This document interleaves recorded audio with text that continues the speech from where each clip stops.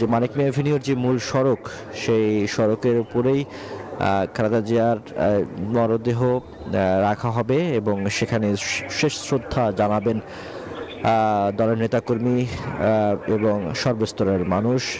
এছাড়াও আ প্রতিবেশী বিভিন্ন দেশ থেকে যারা প্রতিনিধিরা আসছেন, তারাও কিন্তু এখানে এসে তাকে শ্রদ্ধা জানাবেন এবং এই জায়গাটিতেই আসলে রেখেই জানাজাটি অনুষ্ঠিত হবে।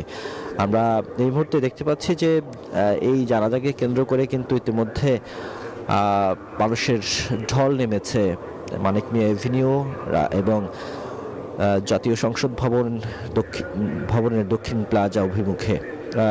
সড়কের প্রতিটি জায়গা থেকে ওদিকে খামারবাড়ি, এদিকে ধানমন্ডি, আড়ং-এর মোড়, অর্থাৎ সবগুলো পয়েন্ট থেকে আসলে এই মুহূর্তে মানুষের ঢল নেমেছে। প্রচুর পরিমাণে মানুষ কিন্তু এই মুহূর্তে ইতিমধ্যে উপস্থিত হয়েছেন। আমরা দেখতে পাচ্ছি যে দক্ষিণ প্লাজার মাঠটি ইতিমধ্যে ভরে গিয়েছে এবং পাশের যে মাঠটি রয়েছে সেটিও কিন্তু এই মুহূর্তে সেটির মধ্যে মানুষ এই মুহূর্তে অবস্থান নিচ্ছে এবং মূল সড়কেও কিন্তু প্রচুর মানুষের সমাগম ইতিমধ্যে হয়েছে।